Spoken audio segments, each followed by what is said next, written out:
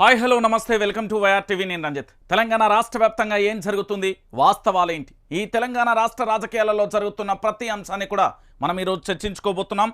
తెలంగాణ రాష్ట్ర రాజకీయాలలో ఏం జరిగింది, నిజానికి రాష్ట్ర ముఖ్యమంత్రి కాంగ్రెస్ ప్రభుత్వానికి సంబంధించి ఏం చేయబోతుంది, ఈ తెలంగాణ రాష్ట్ర వ్యాప్తంగా కూడా నిజానికి ఇక్కడ తెలంగాణ కాంగ్రెస్ పార్టీ ప్రజలకు మేలు చేస్తుందా, కీడు చేస్తుందా, ఇలాంటి అంశాలన్నింటినీ కూడా చర్చించబోతున్నాను. ఈరోజు ప్రధానంగా కూడా చాలా అంశాలు ఉన్నాయి. ఎందుకంటే రాష్ట్ర వ్యాప్తంగా కూడా 100 రోజుల పరిపాలన గురించి ప్రధానంగా కూడా మనం చర్చించుకోవాలి. ఈ 100 రోజులలో కాంగ్రెస్ పార్టీ 6 గ్యారంటీలను అయితే అమలుకు హామీ అయితే ఇచ్చింది. దానితో పాటు చట్టబద్ధత చేస్తాం, మొదటి క్యాబినెట్లోనే 6 గ్యారంటీలకు చట్టబద్ధత కల్పిస్తామంటూ చెప్పిన హామీల కానుండి ఇప్పటి వరకు ఏం జరిగింది అనేది కూడా మనం చర్చించుకుందాం. రైట్, తెలంగాణ బిడ్డలారా ఒక్కసారి ఆలోచించండి. ఈ తెలంగాణ రాష్ట్ర వ్యాప్తంగా కూడా రాష్ట్ర ముఖ్యమంత్రి రేవంత్ రెడ్డి మాట్లాడే తీరు కానీ, దాంతోపాటు రాష్ట్ర మంత్రులు మాట్లాడే తీరు కానీ, ఇప్పుడు రానున్న పార్లమెంట్ ఎన్నికలకు సంబంధించి కానీ ఏం జరగబోతుంది అనేది ఖచ్చితంగా కూడా ప్రతి ఒక్కరూ కూడా తెలుసుకోవాలి. ఈ తెలంగాణ రాష్ట్రం అన్యాయానికి గురవుతుందా, అక్రమాలకు గురవుతుందా, తెలంగాణ రాష్ట్రంలో దోపిడీకి గురవుతుందా అనేది కూడా మనం తెలుసుకుందాం. నిజానికి నాడు చెప్పిన మాటలు నేడేమయ్యాయి, నాడు ఇచ్చిన హామీలు నేడు ఎక్కడా, ఇదేనా మనం కలలు కన్నా తెలంగాణ మార్పు మార్పు మార్పు అంటూ తీసుకువచ్చిన కాంగ్రెస్ పార్టీ అనేది ఒక్కసారి మీరు అందరూ ఆలోచించాలి. దయచేసి బిడ్డలారా, తెలంగాణ రాష్ట్ర వ్యాప్తంగా కూడా జరగబోయే పరిస్థితులను కళ్ళ ముందు, ఇప్పుడు జరుగుతున్న పరిస్థితులను కళ్ళ ముందు చూసాం, భవిష్యత్తులో జరగబోయే అంశాలను కూడా చూడబోతున్నాం. రైట్, ఇక నేరుగా టాపిక్లోకి వెళ్దాం. ఏం జరిగింది, ఏం కథ అనేది చూసే ప్రయత్నం చేద్దాం. మీకు బహుశా కుంభకర్ణుడు అంటే బాగా గుర్తుండి ఉండాలి. కుంభకర్ణుడు గుర్తు లేకపోతే ఇక మీకు ఇక నేనేం చెప్పలేను. కుంభకర్ణుడు ఇక్కడ కనబడుతున్నాడా, హాయిగా నిద్రపోతూ ఉన్నాడు కుంభకర్ణుడు. దేనికోసం, ఎందుకోసం అంటే మన తెలంగాణ రాష్ట్రంలో కూడా కుంభకర్ణులు ఉన్నారు. ఏంది, తెలంగాణ ప్రజలకు ఏం జరిగినా, తెలంగాణ ప్రాంత బిడ్డలకు ఎంత అన్యాయం జరిగినా, ఇక్కడ ప్రాంతం గోసపడుతున్నా అరిగోస పడుతున్నా, ఈ రాష్ట్రంలో కూడా పూర్తి స్థాయిలో ప్రజలు కన్నీళ్లు పెట్టుకుంటున్నా, ఓ పక్కన ఆత్మహత్యలు చేసుకుంటున్నా కూడా మనసు కరగదు ఆ కుంభకర్ణునికి. ఒకసారి ఈ కుంభకర్ణుడికి సంబంధించి ఏ విధంగా నిద్రపోతున్నారో, ఈ రాష్ట్రానికి సంబంధించి కుంభకర్ణుడు ఎవరు అంటే మరి ఒక్కసారి మీ అందరికీ నేను చెప్పే ప్రయత్నం అయితే చేద్దాం. రైట్, ఇక చూడొచ్చు, రాష్ట్రం ఆగమైపోతున్నది, కుంభకర్ణుడు నిద్రపోతుండు. ఏంది, తెలంగాణ రాష్ట్రం ఆగమైపోతున్నది, నీళ్లు లేక రైతాంగం అలమటిస్తుంది, ప్రాజెక్టులు రిజర్వాయర్లు అడుగంటిన, కాల్వలు ఎండిపోయినాయి, చెరువులు కుంటలు నెర్రలు వారినాయి, బావులు బోర్లు ఏంది పీక్కపోయినాయి, ఇక ఉన్న సుక్క నీళ్లతో పంట కాపాడుకుందామంటే కరెంటు సరిగ్గా లేదు, తాగేందుకు గుక్కెడు నీళ్లు లేక పల్లెలు గోసపడుతుంది, ఇక మళ్ళా రోడ్ల మీదకి ఖాళీ బిందెలు వచ్చేసాయి, బిందెడు నీళ్ళు ఇవ్వమని జనం ధర్నాలు రాస్తోరోకలు చేస్తున్నారు. స్వయంగా రాష్ట్ర ముఖ్యమంత్రి నియోజకవర్గంలోనే తాగునీళ్ల కోసం మహిళలు ఆందోళన చేసేళ్ళు, ఉపాధికరమైన ఆటో డ్రైవర్లు ఆత్మహత్యలు 40కి చేరినాయి, అప్పుల పాలవుతున్న అన్నదాతలు ఉరిపోసుకుంటున్నారు, పూట గడవక మళ్ళీ నేతన్నలు ఆత్మహత్యలు షురు అయినాయి, నిరుద్యోగులకు ఉద్యోగాలు రాలే, జీవో 46 రద్దు కాలే, రైతులకు రైతు బంధు ఇంకా పూర్తి కాలే, రుణమాఫీ రాలే, రైతు బీమా ఉన్నదో పీకేసిర్రో తెలుస్తలేదు, ముసలలోకి పింఛన్లు పెరగలే, ఇట్లా తీరొక్క తిప్పలతోని తెలంగాణ ఆగమైపోతున్నది, తెలంగాణ గొల్లుమంటున్నది. కానీ కుంభకర్ణుడు మాత్రం నిద్రలేస్తలేడు. 420 అబద్ధాలు ఆడి కుర్చీలో కూసోగానే పడుకుండు, ఇక లేవలే, 100 రోజులు అవుతుంది, ఇంకెప్పుడు లేస్తాడో తెలంగాణ ఎదురు చూస్తున్నది. జై తెలంగాణ అంటూ కూడా చూస్తున్న పరిస్థితి కనబడుతుంది. మళ్ళీ ఇదంతా నోట్, కుంభకర్ణుడు అంటే నిజంగా కుంభకర్ణుడు రేవంత్ రెడ్డి కాదు, రాష్ట్రానికి సంబంధించిన మంత్రులు కాదు. ఇది మళ్ళీ దృష్టిలో పెట్టుకొని ఆ బిట్టు వరకే కట్ చేసి మళ్ళీ వైరల్ చేయకుర్రి అని చాలా క్లారిటీగా కూడా అక్కడ రాష్ట్ర పరిస్థితి కనబడుతుంది. అయితే ఏం జరిగిందన్న, తెలంగాణ రాష్ట్ర వ్యాప్తంగా జరిగిన అంశం ఏంది అనేది ఒక్కసారి తెలంగాణ ప్రాంత బిడ్డలందరూ కూడా ఆలోచించాలి.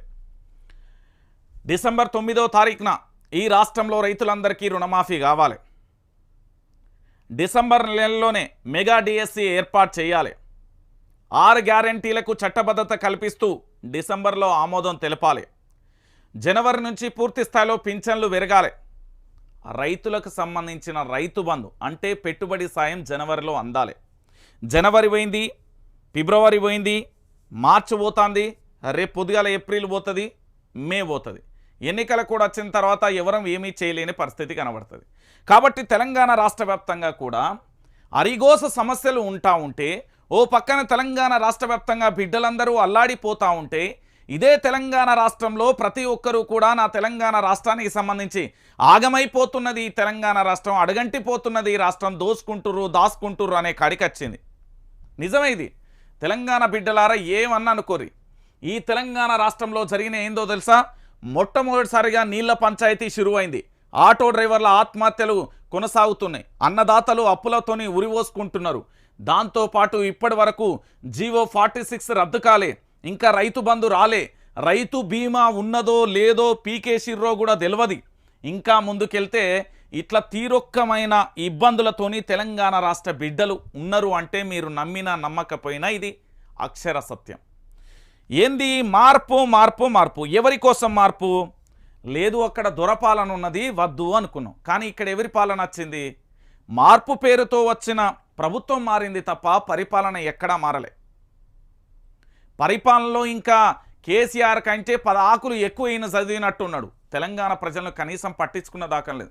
అదే కల్వకుంట్ల చంద్రశేఖరరావు గారు రైతులకు మేలు చేసిండు, కానీ ఇక్కడ రైతులను పట్టించుకున్న పాపాన లేదు. ఇదే రైతులకు సంబంధించి ఇప్పటి వరకు బుక్కెడు నీళ్ళు అడిగినా కూడా ఇయ్యలేని పరిస్థితి ఉంది. అంటే తెలంగాణ బిడ్డలారా ఒక్కసారి మీరే ఆలోచించు. రైట్, ఇక మొత్తానికి ఏం జరిగింది? ఇందిరమ్మ రాజ్యమా, ఏ రాజ్యం? 100 రోజులలో ఏం జరిగింది, ఏం జరుగుతున్నది అనేది ఇప్పుడు చూసే ప్రయత్నం చేద్దాం.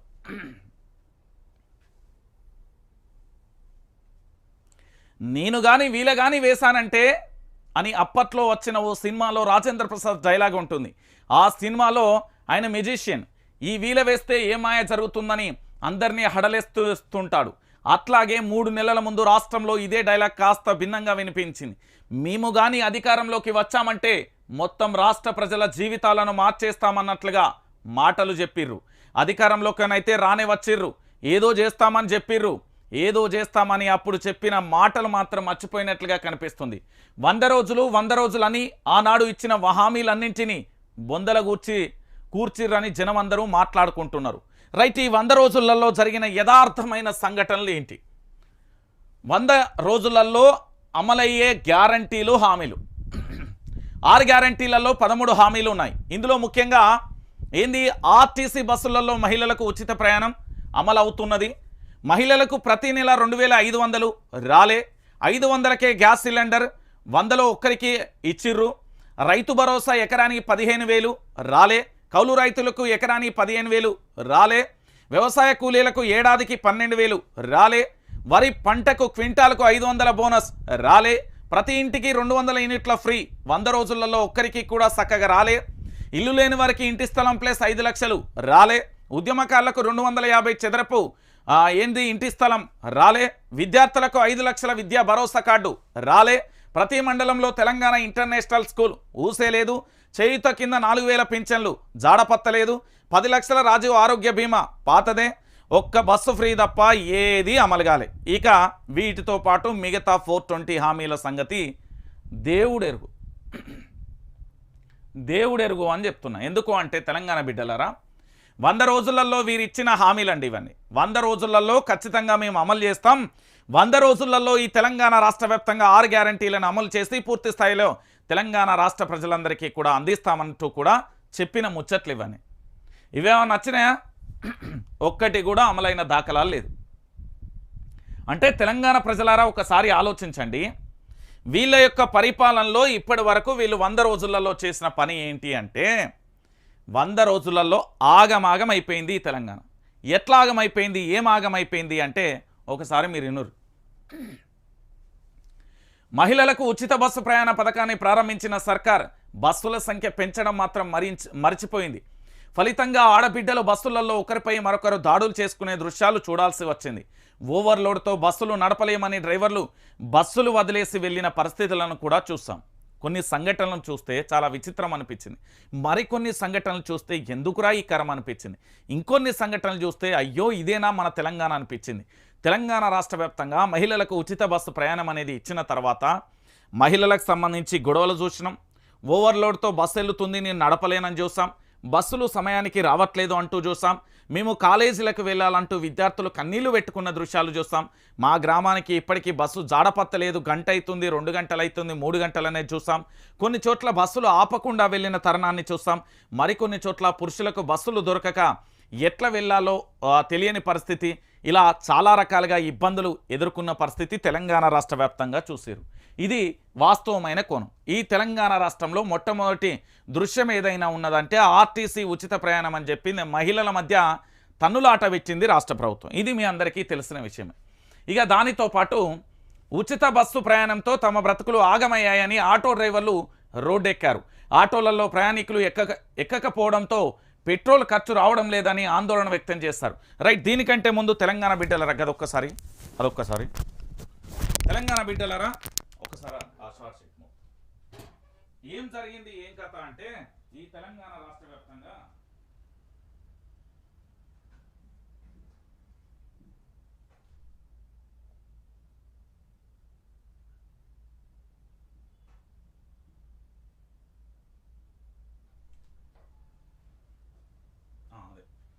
రైట్, ఇక్కడ తెలంగాణ రాష్ట్రంలో ఏంటంటే ఆటో డ్రైవర్లది నేను మొత్తం డాటా అంతా సేకరించిన. అసలు ఈ ఆటో డ్రైవర్లకు సంబంధించి ఏం జరిగింది ఏం కథ అనేది ఒక్కసారి మనం చూసే ప్రయత్నం అయితే చేద్దాం. ఎందుకంటే ఆటో డ్రైవర్లకు సంబంధించి వాళ్ళ యొక్క గోస ఎట్లున్నది అంటే ఒకసారి మీరే చూడరు తెలంగాణ బిడ్డలారా. ఇప్పటి వరకు కేవలం 100 రోజుల పరిపాలనలో ఆటో డ్రైవర్ల ఆత్మహత్యలు ఎంతమంది చనిపోయారో తెలుసా? అక్షరాల 40 మంది చనిపోయారు. ఈ 40 మందికి సంబంధించి మరి ఇది రాష్ట్ర ప్రభుత్వ హత్యగా చెప్పాల్సిన బాధ్యత లేదా? ఇప్పుడు కాంగ్రెస్ ప్రభుత్వం అధికారంలోకి వచ్చిన తర్వాత తెలంగాణ బిడ్డలకు న్యాయం చేస్తా అని చెప్పింది. మరి ఈ న్యాయం ఏడవైంది ఏం కథ అనేది ఇక వాళ్ళకే తెలవాలంటున్నారు తెలంగాణ ప్రజలు. ఏది ఆటో డ్రైవర్లు? ఇక ఇది ఆటో డ్రైవర్ల పంచాయతీ. కాంగ్రెస్ పార్టీ 100 రోజుల పాలనలో 41 మంది ఆటో డ్రైవర్లు ఆత్మహత్య చేసుకున్నారు.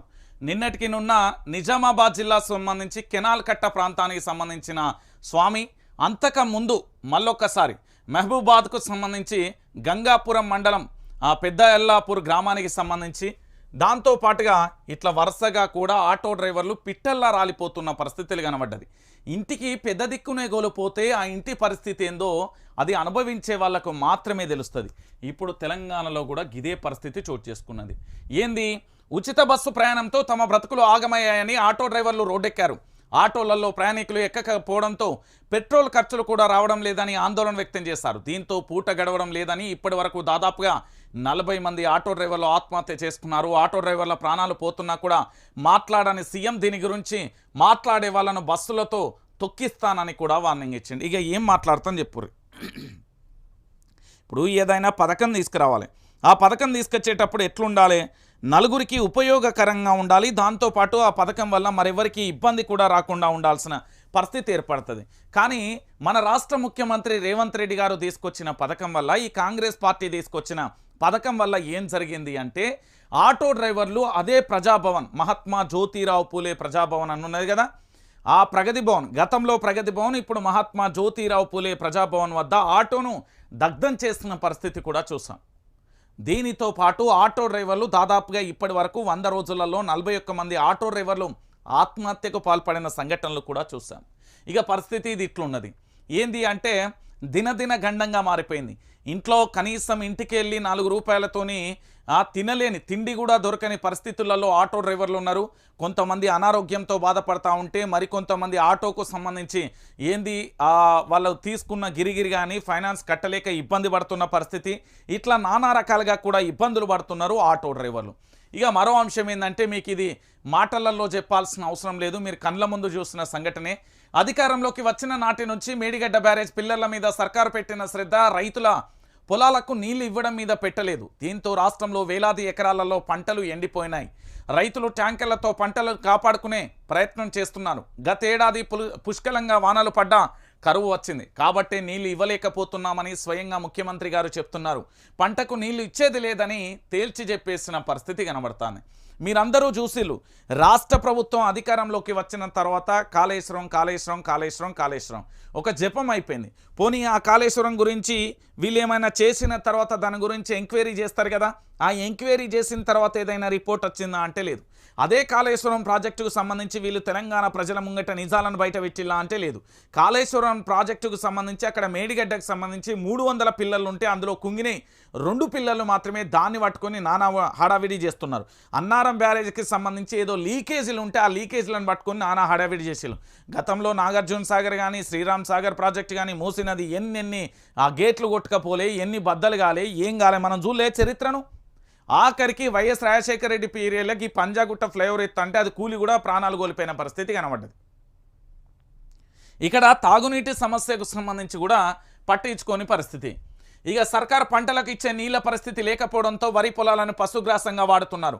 కొందరు రైతులు పంటలకు నిప్పు పెట్టుకుంటున్నారు. దాదాపుగా 10 మంది రైతులు చనిపోయిన సంఘటన కూడా చూస్తాం.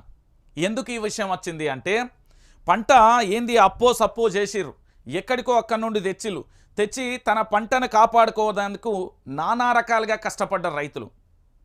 ఓ కాడ 3 రూపాయల వడ్డీ తేవచ్చు, 10 రూపాయల వడ్డీ తేవచ్చు, తెచ్చిళ్ళు పంటకు సంబంధించి దుక్కి దున్నిళ్ళు, ఇత్తనాలు వేసిళ్ళు, నారు పోసిళ్ళు, దానికి సంబంధించి నాట్లు వేసిళ్ళు. తర్వాత ఇక పొట్ట దశకొచ్చే సమయానికి నీళ్లు లేక రైతన్నలు అల్లాడిపోతున్న పరిస్థితి ఈ తెలంగాణలో ఉంది. ఒకసారి మీరే ఆలోచించండి తెలంగాణ బిడ్డలారా. దాదాపుగా రైతులు కూడా, ఎందుకంటే కళ్ళ ముందు పంట ఎండిపోతూ ఉంటే ఏ రైతు కూడా చూస్తూ ఊరుకోడు. దానికి అనేక రకాలుగా కొందరు వాటర్ ట్యాంకులకు సంబంధించి నీళ్లు తెచ్చిళ్ళు, ఇంకొందరు స్ప్రే చేసిళ్ళు, ఇంకొందరు ఏం చేసిళ్ళు అంటే నీళ్ళకు సంబంధించి వాటర్ క్యాన్లతో తెచ్చి పోసిన పరిస్థితి ఉందట.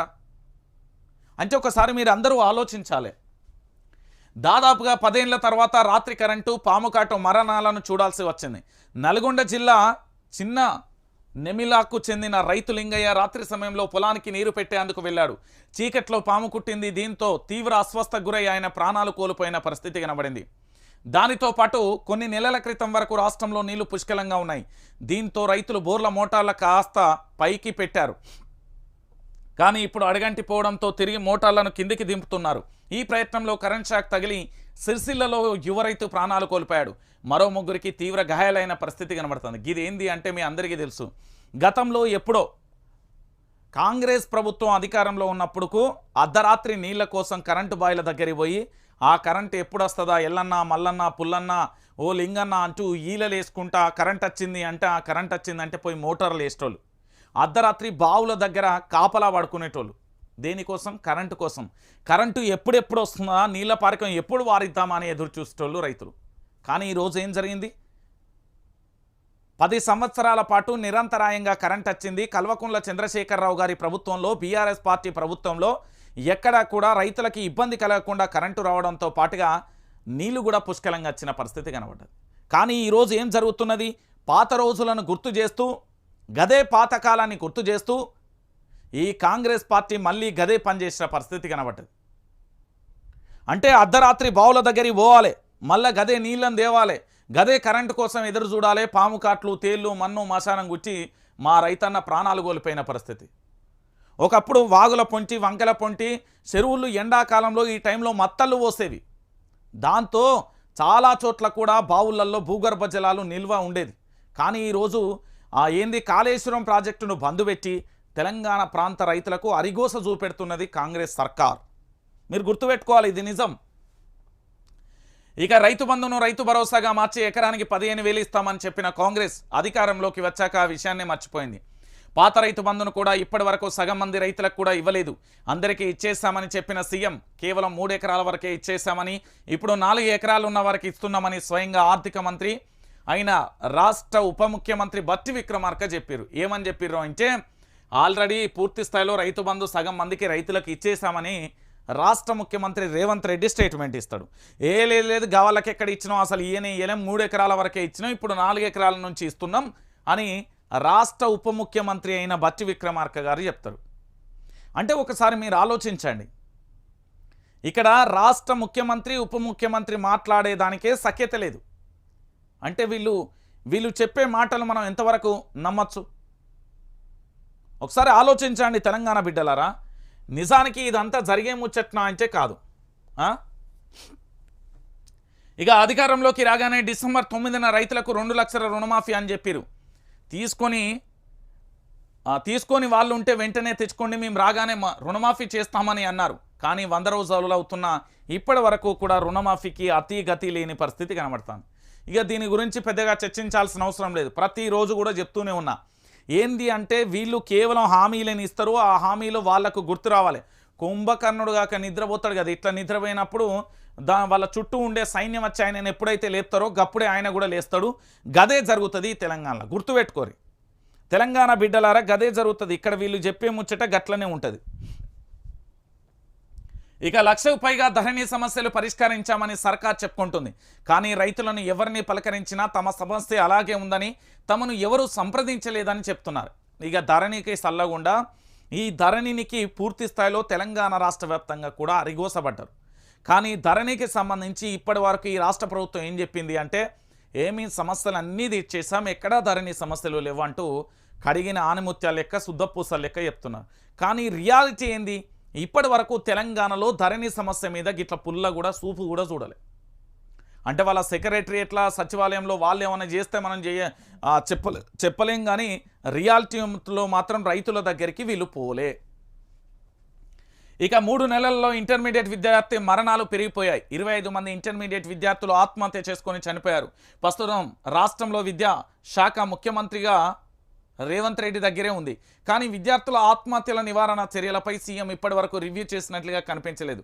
కనీసం సీఎం దీనిపై మాట్లాడలేదు. అధికారులు కూడా దీనిపై చర్యలు తీసుకున్న దాఖలాలు లేవు. ఒక్క విద్యార్థి ఏం కర్మ, తెలంగాణ రాష్ట్ర వ్యాప్తంగా ఉన్న చాలామంది యువకులు, కొంతమంది గంజాయి, కొంతమంది డ్రగ్గు, కొంతమంది అసాంఘిక కార్యక్రమాలు, దాంతో పాటుగా ఇగో విద్యార్థులకు సంబంధించి ఆత్మహత్యకు సంబంధించి ఆ చదువులు చల్లకుండా గతంలో నారాయణ శ్రీ చైతన్య కాలేజీలో చూసినాం. పోరని కొడితే రక్తం కక్కుకున్నాడు, ఎట్లా కొట్టిల్లు, ఏం కథ, ఏమైంది అనేది మనం గతంలో చూసిన పరిస్థితి కనబడ్డది. ఇప్పటికీ కూడా గదే ఆత్మహత్యలు కొనసాగుతున్నాయి. ఇక ఎందుకు ఇలా చదువు చల్లకుండా ఇదే అయిపోతున్న తెలంగాణలో ఏం లేదు. రైతన్న రక్తాన్ని పిండుకొని కార్పొరేట్ సంస్థలు తాగుతున్నాయి తప్ప వాళ్ళకి సంబంధించి విద్యను ఎట్లా చెప్పాలి, ఏం కథ అనేది ఒక్కడికి కూడా సోయలేదు. ఇక అధికారంలోకి రాగానే జీవో 46 రద్దు చేస్తామని ఎన్నికల ముందు చెప్పారు. కానీ ఇప్పటి వరకు దాని అతి గతి లేని పరిస్థితి. అది నిన్న సెక్రటరియట్కు సంబంధించి ధర్నా చేసిన పరిస్థితి కనబడుతుంది. వాళ్ళందరూ కూడా పూర్తి స్థాయిలో కూడా ధర్నా చేసిళ్ళు. ఎక్కడికెక్కడ కూడా నిన్న సెక్రటరియట్ దగ్గర పోయి ఈ జీవో 46ను రద్దు చేస్తామంటూ గతంలో ఇచ్చినా కూడా ఇప్పటి వరకు దాని సంగతి చూసిన దాఖలాలు కూడా లేవు. ఇక ఎన్నికల టైంలో జాబ్ క్యాలెండర్ ఇచ్చి దాని ప్రకారం నియామకాలు చేస్తామని చెప్పారు. కానీ అందులో ఉన్న తేదీల ప్రకారం ఏ ఒక్కటి కూడా జరగలే. మెగా డిఎస్సి ఏమో డిసెంబర్లో అన్నారు, దాని తర్వాత గ్రూప్ 1 ఏమో ఫిబ్రవరి 1 అన్నారు. మీరు పోయి చూడండి, జాబ్ క్యాలెండర్కి సంబంధించిన దాంట్లో డేట్లు ఉంటాయి. కానీ వీళ్ళు చేస్తారా, చెయ్యరు. గత ప్రభుత్వం మీద నిందలు అపనిందలు వేసిళ్ళు. దాని తర్వాత గత ప్రభుత్వానికి సంబంధించి పరీక్ష నిర్వహించి రిజల్ట్స్ ఇచ్చి కేవలం నియామక పత్రాలు మాత్రమే ఇవ్వలేదు. దాన్ని మొన్న వీళ్ళు ఇచ్చి గత ప్రభుత్వానికి సంబంధించిన ఇచ్చిన పోస్టులనే మేము ఇచ్చినాం, ఇగో వచ్చిన 100 రోజులలో 30,000 ఉద్యోగాలు ఫిలప్ చేసినాం. ఇది దొంగల ముచ్చట, ఇది దొంగల ముచ్చట అంటున్నా. ఈ దొంగలు ఏం చెప్పిళ్ళు అంటే 100 రోజులలో గత ప్రభుత్వం ఇచ్చిన హామీలను పట్టుకొని మేము ఇచ్చినామని చెప్తున్నారు. అంటే తెలంగాణ బిడ్డలారా ఒకసారి మీరు ఆలోచించండి, వీళ్ళు చెప్పే ముచ్చట్లు ఎట్లున్నాయో. పబ్లిక్ సర్వీస్ కమిషన్ను ప్రక్షాళన చేస్తామన్నారు. పాత చైర్మన్ రెడ్డిని తీసేసి కొత్త చైర్మన్గా మరో రెడ్డిని తీసుకొచ్చి కూర్చోబెట్టారు. గతంలో జరిగిన అక్రమాలన్నీ కూడా అక్రమాలు జరిగాయని ఆరోపించిన రేవంత్ రెడ్డి దానిపై విచారణ చర్యల గురించి మాత్రం మాట్లాడడం లేదు. అవేవీ లేకుండా తాము కమిషన్ ప్రక్షాళన చేస్తామని చెప్పుకుంటున్నారు. ఇందులో ప్రధానంగా కూడా చెప్పాల్సింది ఏంది అంటే, తెలంగాణలో 40 లక్షల మంది విద్యార్థులు గోసబడ్డరు, హరిగోసబడ్డరు. మీరు అవునన్నా కాదన్నా ఇది నిజం. తెలంగాణ ప్రాంత బిడ్డలారా గుర్తుపెట్టుకోవాలి, తెలంగాణ రాష్ట్ర వ్యాప్తంగా టీఎస్పీఎస్సీ పేరుతోని 40 లక్షల నిరుద్యోగ విద్యార్థులు తమ జీవితాలతో ఆడుకున్నది. దాని మీద పేపర్ లీకేజ్ అయిందన్నారు. ఒకరేమో గత మంత్రికి సంబంధించిన పిఏలు ఉన్నారని చెప్పిళ్ళు. ఇదే రేవంత్ రెడ్డి విపక్షంలో ఉన్నప్పుడు సంగ ఎగిరిండు. నిజంగా ఇదే రేవంత్ రెడ్డి గతంలో మాట్లాడిన ఇదే రేవంత్ రెడ్డి ఇప్పుడు ఎందుకు మాట్లాడలేకపోతున్నాడు? ఈ తెలంగాణ ప్రాంత బిడ్డలకు ఎందుకు నిజం చెప్పలేకపోతున్నాడు? మరి దాని మీద ప్రక్షాళన చేసినప్పుడు ఎందుకు చర్యలు తీసుకోలేదు? అంటే వీళ్ళందరూ విపక్షంలో ఉన్నప్పుడు అబద్ధాలు చెప్తున్నారనేది చాలా క్లియర్గా ఉన్నది. తెలంగాణ బిడ్డలారా దయచేసి ఆలోచించండి. గతంలో వీళ్ళు చేసిన తప్పిదాలే ఈ విపక్ష పార్టీకి సంబంధించి ఏంది అంటే, ఉన్నది లేనట్టుగా లేనిది ఉన్నట్టుగా అక్కడికి నానా హడావిడి చేసి హంగామా చేసి నిరుద్యోగుల జీవితాలతో ఆడుకున్నాయి అప్పటి విపక్షాలు. ఇప్పటి రాష్ట్ర ప్రభుత్వం కూడా గంతే. వీళ్ళలో ఏదో పెద్దగా మార్పు వచ్చింది, ఇక్కడ ఏదో జరిగింది అంటే అది మన పొరపాటే. నేను చెప్తున్నా కదా. ఇక ప్రగతి భవన్ను ప్రజాభవన్గా మార్చి అందులో ప్రజా దర్బార్ పేరుతో కార్యక్రమాన్ని ప్రారంభించారు. తానే వచ్చి ఫిర్యాదులు తీసుకుంటానని చెప్పిన రేవంత్ రెడ్డి ప్రారంభించిన రోజు తప్ప అటువైపు కన్నెత్తి చూడలేదు. విమర్శలు రావడంతో మంత్రులు ఎమ్మెల్యేలు ఉంటారని సీఎం చెప్పారు. వాళ్ళు కూడా కనిపించలేదు. తాము ఉండాల్సిన అవసరం లేదని ప్రత్యేకంగా అధికారులను నియమించామని సీఎం ప్రకటించారు. అక్కడ తీసుకున్న ఫిర్యాదులను పరిష్కారం ఎంతవరకు వచ్చిందని మీద సమాచారం లేదని బాధితులు ఆందోళన వ్యక్తం చేసిన పరిస్థితి కనబడ్డది. ఆలోచించిర్రా? ఇక్కడ ఏంది అంటే మొదటి రోజు ఒక మాట చెప్పిండని, ఏమని, ఖచ్చితంగా కూడా మేమే ఉంటాం, ఈ రాష్ట్రానికి సంబంధించి ఏం జరగబోతుందో వాటన్నింటి సమస్యలు, ప్రజా సమస్యలు స్వీకరిస్తానని రాష్ట్ర ముఖ్యమంత్రి రేవంత్ రెడ్డి చెప్పిండు. ఇక వైఆర్టీవీ ఊకున్నదా? 24 గంటలు అక్కడికి పోయి ఫోకస్ పెడితే, మనం ఏకంగా లోపలికి వెళ్ళి కూడా వీడియోలు తీస్తే లైవ్ పెడితే పెట్టటాలకు ఏమైంది? అసెంబ్లీ సాక్షిగా లేదు నేను అసలు అసెంబ్లీలో ఒక మాట ఏంది, ప్రజాభవన్కు సంబంధించి మహాత్మా జ్యోతిరావు పూలే ప్రజాభవన్ అని చెప్పిన కదా, దాంట్లో నేను ఉంటానని చెప్పలేదు అని చెప్పిండు. మళ్ళా ఏం చెప్పిండు, మా ఎమ్మెల్యేలు ఉంటారు, మా మినిస్టర్లు ఉంటారు, అందరు కూకుంటారని మొదటి రోజు చెప్పిన మాటనే. తర్వాత అసెంబ్లీలో ఏం చెప్పి నేను ఉంటా అని చెప్పలే. దాని తర్వాత ఇప్పుడేమంటున్నారు అంటే ప్రత్యేక అధికారులు ఉన్నారు కదా అక్కడ అంటాడీనే. ప్రత్యేక అధికారులు ఉంటారు కదా అంటాడు ఎవరు? రాష్ట్ర ముఖ్యమంత్రి వర్యులు. ఇన్ని అబద్ధాలు ఆడిన తర్వాత 100 రోజులలో 1,00,000 అబద్ధాలు ఆడిండు. లక్ష అబద్ధాలు ఆడిండు మన ముఖ్యమంత్రి. ఇక శాంతి భద్రతలు పూర్తిగా అదుపు తప్పాయి. కాంగ్రెస్ సర్కార్ వచ్చిన 2 రోజులకే దేవరకొండ నియోజకవర్గంలో లాకప్ డెత్ జరిగింది. చింతపల్లికి చెందిన ఓ గిరిజన బిడ్డను పోలీసులు పొట్టన పెట్టుకున్నారు. అలాగే సీఎం సొంత సెగ్మెంట్ కొడంగల్లోని 3 మామిళ్ల తండాలో కూడా సేవాలాల్ జయంతి వేడుకలలో పాల్గొన్న యువకులను పోలీసులు చావబాదారు. రాష్ట్ర వ్యాప్తంగా ఎవరు ప్రశ్నించినా సర్కార్ తప్పులను ఎత్తి చూపిన బౌద్ధిక దాడులు జరుగుతున్నాయి. ప్రజలు, ప్రజాప్రతినిధులు, జర్నలిస్టులు ఎవరిని వదలకుండా దాడులు చేస్తున్నారు. పోలీసులు కేసు పెడుతున్నారు. దీని మీద ఆల్రెడీ కల్వకుంట్ల చంద్రశేఖరరావు బాహాటంగా కరీంనగర్ సభలో మీరు పోలీసులు మీరు ప్రజలకు ప్రభుత్వానికి రక్షకులుగా ఉండుర్రి, ప్రజలకు రక్షణగా ఉండండి, ప్రభుత్వానికి సంబంధించి కార్యక్రమాలలో మీరు అధికారులకు మీరు ఎవరికి రక్షణ ఇస్తారో ఇచ్చుకోరు, కానీ ఎవరు ప్రశ్నిస్తే వాళ్ళ జోలికి మాత్రం పోవద్దంటూ కల్వకుంట్ల చంద్రశేఖరరావు హెచ్చరికలు జారీ చేసిండు.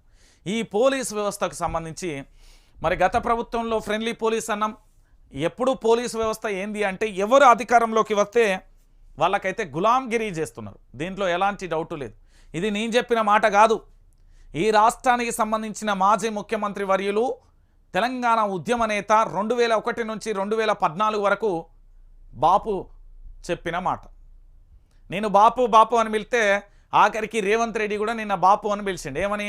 ఏదో లిక్కర్కు సంబంధించి తాగుబోతు రాష్ట్రంగా చేసిండు అది ఇదని ముఖ్యమంత్రి గారు మాట్లాడుతున్నారు.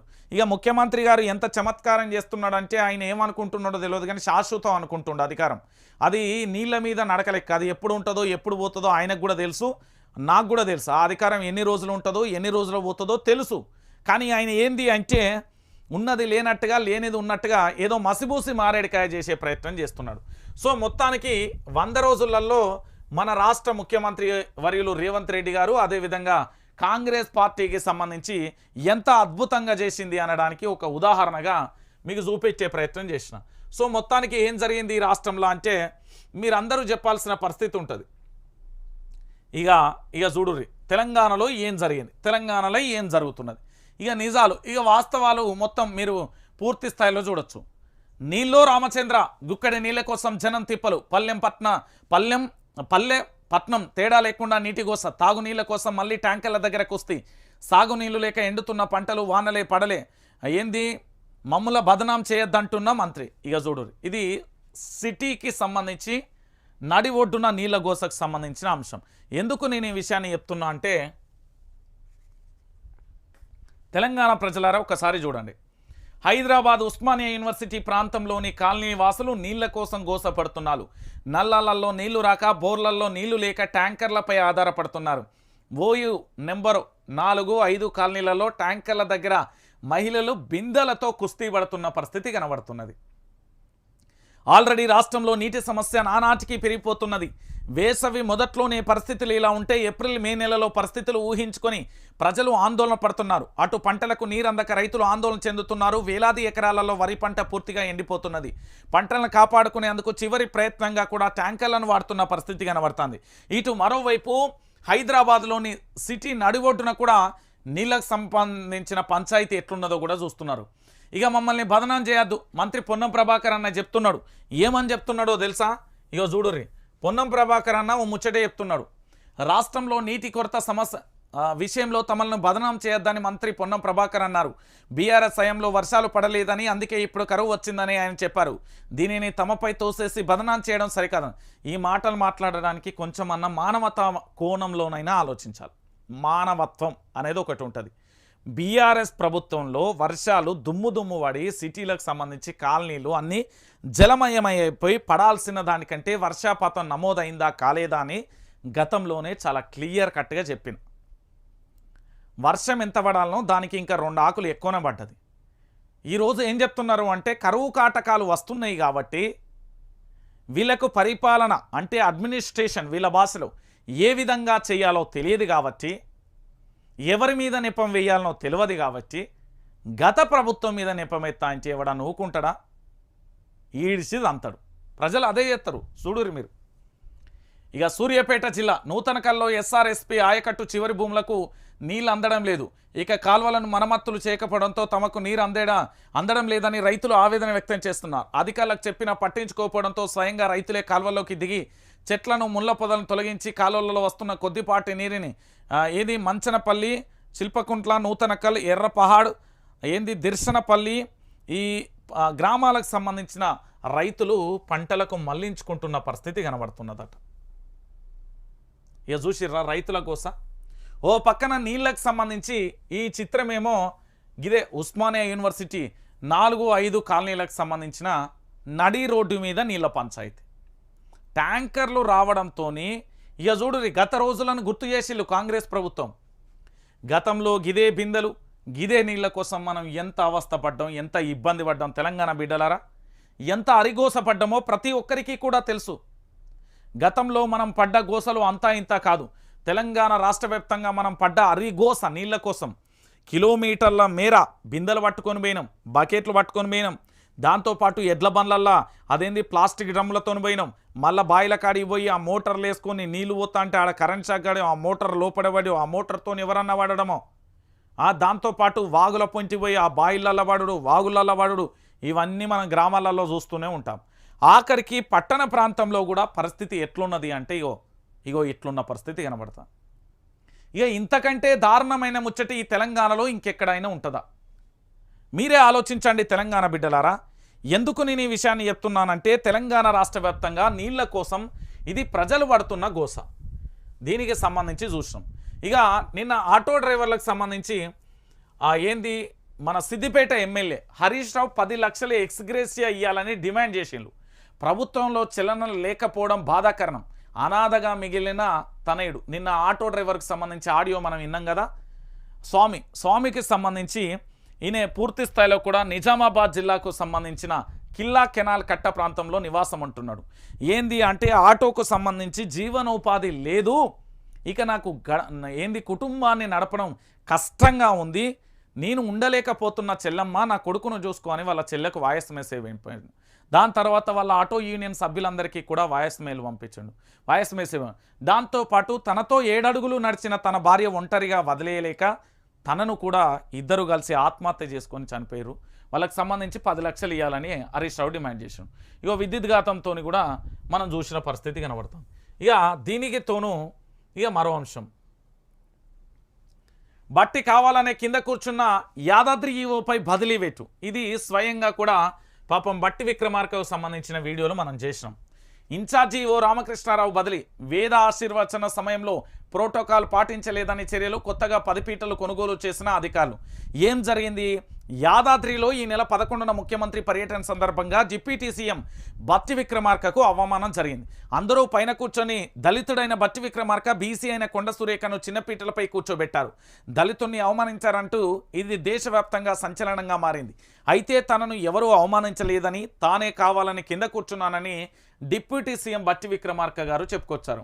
అయినా ఈయన మాట చెప్పిన 2 రోజులకే యాదగిరిగుట్ట ఆలయానికి సంబంధించిన ఇన్ఛార్జి ఈవో రామకృష్ణారావుపై బదిలీ వేటు పడింది. నిర్లక్ష్యంగా వ్యవహరించారంటూ ఆయనను బదిలీ చేస్తూ దేవాదాయ శాఖ ఉత్తర్వులు ఇచ్చింది.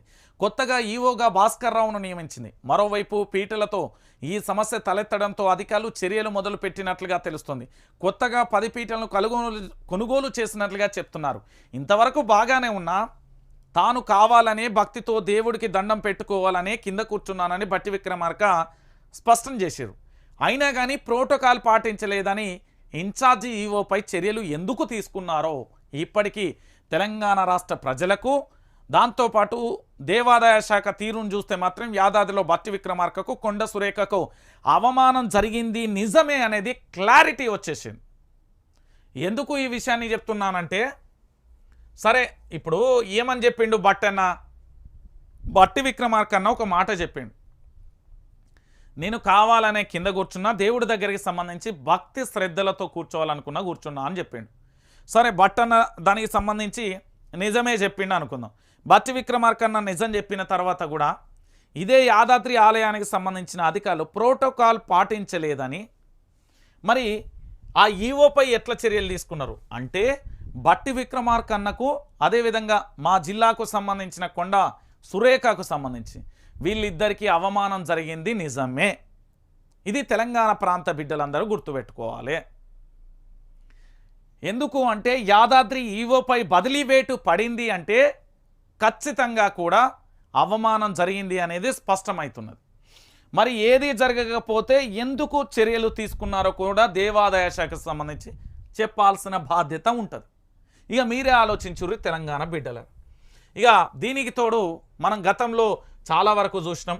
ఈ ఇసుక దందాల పంచాయతీ ఎక్కడి దాకా పోయింది, ఏమైంది, ఇసుక దందా ఆగిందా లేదా అని మళ్ళొక్కసారి దాన్ని పూర్తి స్థాయిలో ఇన్వెస్టిగేషన్ జర్నలిజం మొదలుపెట్టిన తర్వాత మా మిత్రులకు సంబంధించి చాలా సంచలన విషయాలు తెలిసాయి.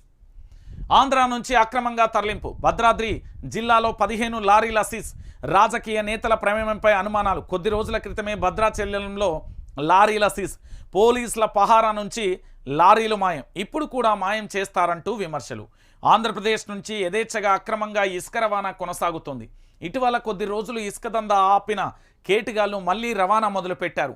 ఏపీ నుంచి దుమ్మెగూడెం మండలం తూరబాక మీదుగా ఇసుక రవాణా తెలంగాణకు తరలిస్తున్నారు. సుమారు 200 లారీలతో భద్రాచలం మీదుగా హైదరాబాద్కు ఇసుక రవాణా చేస్తున్నట్లుగా సమాచారం. అయితే ఈ నేపథ్యంలో అలర్ట్ అయిన పోలీసులు ఇసుక లారీలను పట్టుకున్నారు. ఆంధ్ర తెలంగాణ సరిహద్దు ప్రాంతం ఎటపాక పోలీస్ స్టేషన్ వద్ద 15 ఇసుక లారీలను నిలిపివేశారు. రోడ్డు పర్మిట్ లేకపోవడం వల్ల ఇసుక లారీలను నిలిపివేసినట్లుగా తెలుస్తుంది. కొంతకాలంగా ఇసుకను ఏపీ నుంచి అక్రమంగా తరలిస్తున్న అధికారులు మాత్రం చూసి చూడనట్లుగా వ్యవహరిస్తున్నారనే ఆరోపణలు బలంగా వినిపిస్తున్నాయి. ఈ దందా వెనుక అనేక మంది రాజకీయ నాయకుల సపోర్ట్ ఉందనే ప్రచారం జోరుగా కొనసాగుతుంది. ఇటీవల భద్రాచలం ఏరియాలో దొరికిన ఇసుకకు సంబంధించిన వ్యవహారం ఏకంగా మంత్రి సీతక్క పిఏ బయటకు పేరు వచ్చింది. దీంతో ఆ కేసులో పెద్ద హైడ్రామా నడిచింది. పోలీసుల భద్రత మధ్య ఉన్న 10 లారీలు కూడా మాయమైపోయాయి. కాంగ్రెస్లోని పెద్ద తలకాయల ప్రమేయం ఉండటం వల్లే వాటిని తప్పించారనే ప్రచారం జరిగింది. ఈ మిస్టరీ వీడక ముందుకే మరోసారి ఇసుక రవాణా జరుగుతుండడం చర్చనీయాంశంగా మారింది. ప్రభుత్వంలోని పెద్దల అండదండలు ఉండటం వల్లే మళ్ళీ ఇసుక రవాణా మొదలైందనే ఆరోపణలు కూడా గుప్పుమంటున్నాయి. ఇసుక రవాణాకు సంబంధించి ఆగిపోయింది అనుకున్నాం, కానీ ఇసుక రవాణా మళ్ళా కొనసాగుతుంది. గదే భద్రాచలం, గదే ఆంధ్రాకు సంబంధించి 15 లారీలకు సంబంధించి సీజ్ చేసిళ్ళు. గతంలో లారీలను సీజ్ చేస్తే అందులో మాయమైపోయిన పరిస్థితి. మరి ఇప్పుడు కూడా లారీలు మాయమవుతాయా, లేకపోతే వాటంతట అవే కాళ్ళొచ్చి అవే పోలీస్ స్టేషన్లో ఆగిపోతాయా, ఏం జరుగుతుంది అనేది మనమైతే వేచి చూడాల్సిన పరిస్థితి కనబడుతుంది. ఎందుకంటే తెలంగాణ రాష్ట్ర వ్యాప్తంగా ఏం జరుగుతున్నది, ఎట్లున్నది అనేది కూడా చూడాల్సిన పరిస్థితి ఉంటుంది. ఇక దానితో పాటు ఇంకొక అంశం ఏంటంటే, తెలంగాణ బిడ్డలారా దయచేసి మనం చూడాల్సిన ఇంకొకటి ఉంటుంది. ఏంది అంటే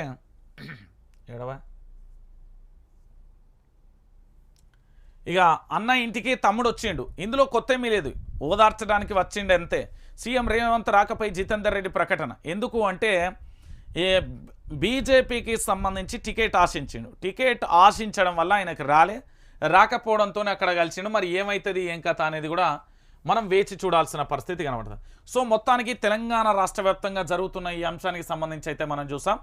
సో 100 రోజుల పరిపాలనకు సంబంధించి ఎట్లున్నది ఏం కథ చూసినాం. రైట్, ఇక దాంతో పాటుగా మరికొన్ని విషయాలకు సంబంధించి పోదాం. ఏంది, జేఎల్ కావాలా, గురుకుల ఉద్యోగాలపై బ్రోకర్ల బేరాలు, ఒక్కో పోస్టుకు 30 లక్షల డిమాండ్. ఊరిని ఒక్కో పోస్టుకు 30 లక్షల రూపాయల డిమాండ్ చేస్తున్నారట. మార్కులు వేయిస్తామనే ఆశలు.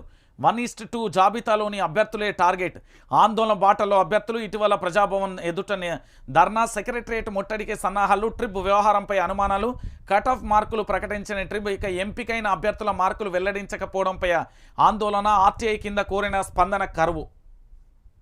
మొత్తానికి ఈ ట్రిప్ వ్యవహారమే ఆరోపణలకు ఊతమైంది. పూర్తి స్థాయిలో కూడా ఇగో చూడుర్రి, తెలంగాణ రాష్ట్ర వ్యాప్తంగా జేఎల్ ఉద్యోగాలు కావాలంటే ఒక్కొక్క పోస్టుకు 30 లక్షలు ఇవ్వాలన్నట. 30 లక్షల రూపాయలు సమర్పయామి అంటే వీళ్ళు ఉద్యోగాలు ఇస్తారట. వీళ్ళు ఉద్యోగాలు ఇవ్వాలంటే మ్యాక్సిమం 30 లక్షల రూపాయలు ఇవ్వాలన్నట. తెలంగాణ రాష్ట్ర వ్యాప్తంగా బాహాటంగానే అమ్ముడుపోతున్న ప్రభుత్వ ఉద్యోగాలు. ఇక అసలే ఉద్యోగాలు లేవని అనుకున్న కాలంలో ఇక ఉద్యోగాలు అమ్ముడుపోతున్నప్పుడు ఇప్పుడు వీళ్ళు ఏం చేస్తారు? కొనుగోలు చేసినాక వానికి ఏమవుతుంది ఒకసారి మీరే ఆలోచించరు తెలంగాణ బిడ్డలారా. అయ్యా ముఖ్యమంత్రి రేవంత్ రెడ్డి గారు, మీ ప్రభుత్వంలో ఒక్కో పోస్ట్ అట 30 లక్షల రూపాయలట. ఉద్యోగం కావాలంటే 30 లక్షల రూపాయలు ముందు పెట్టాలన్నట. ఇక మీరే ఆలోచించండి. ఇక హంగు వస్తే మళ్ళీ ఎలక్షన్స్. అవిశ్వాసంతో ప్రభుత్వం పడిపోయినా అంతే. జమ్లీపై కోవింద్ కమిటీ సిఫారసు. లోక్సభ, శాసనసభలకు ఏకకాలంలో ఎన్నికలు. ఆ తర్వాత 100 రోజుల్లోగే స్థానిక సంస్థలకు రాష్ట్రపతి ద్రౌపది ముర్ముకు 18,000 పేజీల నివేదిక. రాజ్యాంగంలోని పలు ఆర్టికల్కు సవరణ సిఫారసు. జమ్లీకి 32 పార్టీల మద్దతు, 15 పార్టీల వ్యతిరేకం. లా కమిషన్ కూడా సమర్థిస్తుందంటున్న సమాచారం అంటూ కూడా ప్రధాన అంశానికి సంబంధించి కూడా హైలైట్ చేసింది. ఇక మధ్యంతర ఎన్నికల ద్వారా కొత్తగా ఏర్పడిన సర్కార్ పాలన మిగిలిన కాల వ్యవధి వరకు మాత్రమే ఉంటుంది. అంటే 2 ఏళ్లకు ఏదైనా సర్కారు కూలిపోతే కొత్తగా నిర్వహించే ఎన్నికల ద్వారా ఏర్పడిన ప్రభుత్వం పదవీకాలం 3 ఏళ్లకే పరిమితం అవుతుంది అంటూ కూడా ప్రధాన అంశానికి సంబంధించి కూడా హైలైట్ చేసిన పరిస్థితి అయితే కొనసాగుతుంది. సో మొత్తానికి హంగు వస్తే మళ్ళీ ఎలక్షన్స్ అంటూ కూడా మరో అంశానికి సంబంధించి కూడా హైలైట్ చేస్తున్న పరిస్థితి అయితే కనబడుతుంది. ఇగో హైదరాబాద్లోని ప్రైవేట్ హాస్టల్లో ఘటన. పోస్టుమార్టం తర్వాత ములుగు జిల్లా వెంకటాపురానికి మృతదేహం తరలింపు. ఎంబీఏ విద్యార్థిని ఆత్మహత్య. కాంగ్రెస్ నేత కుమారుడి వేధింపులే కారణమా? మృతురాలి కుటుంబ సభ్యుల ఆరోపణ అంటూ కూడా మరో అంశానికి సంబంధించి కూడా హైలైట్ చేసిన పరిస్థితి కనబడుతుంది. ఇక ఆలోచించురు, ఇక గిట్లా తయారైనకి ఏం బాగుపడుతుంది సమాజం. ఇక రైతులు పెద్దపల్లి జిల్లా మంతినిలో రోడ్డుపై పురుగుల మందు డబ్బాలు, ఎండిన వరితో నిరసన తెలుపుతున్న రైతులు అంటూ కూడా చూస్తున్నాం. ఎండిన పైరుతో ఎర్రటి ఎండలో కూర్చొని 4 గంటల పైగా బైఠాయించి 2 రోజులలో నీళ్లు ఇస్తామని మాట తప్పిన అధికారులు మళ్ళీ అన్నదాతల ఆందోళన వ్యక్తం చేస్తున్న పరిస్థితి. పెద్దపల్లి జిల్లాకు సంబంధించిన రైతులు ఇప్పటికే ఆందోళన బాటన వచ్చారు. నీళ్లు ఇస్తారా ఇయ్యరా, మా పరిస్థితి ఏంది, దిక్కు దివాన లేకుండా పోయిన పరిస్థితి కనబడుతుంది. ఇప్పుడు ఏం చేస్తారు అంటూ కూడా అడుగుతున్నారు. రైతులు ఆందోళన బాట పట్టిల్లండి. నీళ్లు లేక బుక్కెడు నీళ్ల కోసం ఎంత అరిగోసపడుతున్నారో తెలుసా. తాగడానికి నీళ్లు లేవు, పంట వండడానికి నీళ్లు లేవు. భవిష్యత్తులో పరిస్థితి ఎట్లుంటుందో మీరే ఆలోచించుర్రి. ఇగో సాగర్లో నిల్వలేదు, పంటలకు నీళ్ళు ఇవ్వలేం. హుజూర్ నగర్లో మంత్రి పొంగులేటి శ్రీనివాసరెడ్డి వ్యాఖ్యలు. ఇటీవలే కోదాడకు నీళ్ళు ఇస్తామన్న మంత్రి ఉత్తమ్. ఇంతలోనే 2 మంత్రుల విరుద్ధ ప్రకటన. 2015లో 508 అడుగులున్న నీటి విడుదల, ప్రస్తుతం 514 అడుగులున్న సర్కారు అంటూ కూడా హ్యాట్సప్ అంటూ కూడా చెప్తుంది. 508 నీళ్ళ అడుగులున్న నీళ్లు విడుదల చేసిలు. 508 అడుగుల నీళ్లు ఉంటే అప్పుడు విడుదల చేసిలు. ప్రస్తుతం 514 ఉన్నా కూడా నీళ్లు విడుదల చేస్తలేరు. ఇక ఏమనాలి వీళ్ళను? ఇక చూడు, తెలంగాణ ప్రజలలో ఒక రాష్ట్ర మంత్రి గారు మాట్లాడుతున్న మాట. నీళ్ళు ఇవ్వలేమని వీళ్ళు బాహాటంగానే చెప్తున్నారు. తెలంగాణ రాష్ట్ర వ్యాప్తంగా మేము నీళ్ళు ఇవ్వలేమంటూ వీళ్ళు బాహాటంగానే చెప్తున్నారు. ఎందుకు అంటే మేము నీళ్ళు ఇచ్చే పరిస్థితి లేదు కాబట్టి మీరు ఏమన్నా చేసుకోరనే కాడికి వచ్చింది. ఇక తెలంగాణ బిడ్డలారా మీరే ఆలోచించురు. తెలంగాణ రాష్ట్ర వ్యాప్తంగా కూడా మేము నీళ్ళు ఇవ్వలేమంటూ కూడా చెప్పిన పరిస్థితి కనబడ్డది. అంటే ఇక ఇక మీరే ఆలోచించురు ఎందుకు ఇక గిట్ల అయిపోయింది ఏం కథ అంటే ఇక చూడు రాష్ట్ర మంత్రి మేము నీళ్ళు ఇయ్యలేమని చెప్తే ఇక ఎక్కడి పోయినట్టు ఇక తెలంగాణ రైట్. ఇక ఆదిలాబాద్ నేతలతో కేసీఆర్ భేటీ అభ్యర్థిత్వంపై కసరత్తు పూర్తి చేసిండు. మొత్తానికి అన్ని నియోజకవర్గాలకు సంబంధించి మరో ఇద్దరికి సంబంధించి కూడా ప్రకటించిన పరిస్థితి. ఇటు మల్కాజ్గిరికి సంబంధించి దాంతోపాటు ఆదిలాబాద్ కూడా పూర్తయిపోయింది. ఇక మొత్తానికి బీఆర్ఎస్కు బిగ్ షాక్ అంటూ కూడా ఎందుకు ఇచ్చినాం అంటే మల్లారెడ్డికి సంబంధించిన పంచాయతీ, మల్లారెడ్డికి సంబంధించిన కాలేజీలను కూల్చేసిండు, బెదిరించిండు, భయపెట్టిండు, మొత్తానికి పార్టీకి తీసుకొచ్చుకునే ప్రయత్నం చేసిండు. అక్కడ వాళ్ళ అభ్యర్థి కాంగ్రెస్ అభ్యర్థి ఎవరొస్తారో మీరు కూడా వెయిట్ చేయిలో అభ్యర్థి రాగానే పూర్తి స్థాయిలో కూడా అన్ని పూర్తయిపోతాయి. మల్లారెడ్డిని తన గ్రిప్లో పెట్టుకునే ప్రయత్నం చేసిండు రేవంత్ రెడ్డి. గంతే, అంతమించి ఏం లేదు. తెలంగాణకు ప్రధాని రాక నేడు మల్కాజ్గిరిలో రోడ్ షో, మల్కాజ్గిరి నుంచి ఎన్నికల ప్రచారానికి శ్రీకారం అంటూ కూడా మరో అంశానికి సంబంధించి కూడా హైలైట్ చేసిన పరిస్థితి కనబడుతుంది. ఇక రాష్ట్రానికి సంబంధించి బీజేపీకి మరో శాఖ, సీఎం రేవంత్ రెడ్డితో జితేందర్ రెడ్డి భేటీ, కాంగ్రెస్లో చేరేందుకు మాజీ ఎంపీ ఆసక్తి, బీజేపీ టికెట్ నిరాకరణతో ఆ పార్టీ మారేందుకు నిరాకరణ. మల్కాజ్గిరికి సంబంధించి కాంగ్రెస్ అభ్యర్థిగా జితేందర్ రెడ్డి రాబోతున్నాడనే వార్తలు కూడా గుసగుస అంటున్నాయి. ఎంతవరకు నిజం ఏం కథ అనేది కూడా మనం వేచి చూడాల్సిన పరిస్థితి అయితే కనబడుతుంది. ఇక దానితో పాటు మిత్రులారా, ఇక్కడ మీకు వైఆర్టీవీ తెలుగు న్యూస్ ఛానల్కి సంబంధించి పూర్తి స్థాయిలో కూడా వాస్తవాలను మీకు అందించే ప్రయత్నం చేస్తుంది. తెలంగాణ రాష్ట్ర రాజకీయాలను మీరందరూ కూడా ఆలోచించాల్సిన విషయం ఒకటి, ఈ తెలంగాణ రాష్ట్ర వ్యాప్తంగా జరుగుతున్న ప్రతి అంశం కూడా మీ అందరికీ కూడా వాస్తవాలను చెప్పే ప్రయత్నం అయితే చేస్తున్నది. కాబట్టి మీరందరూ కూడా దయచేసి ఆలోచించండి.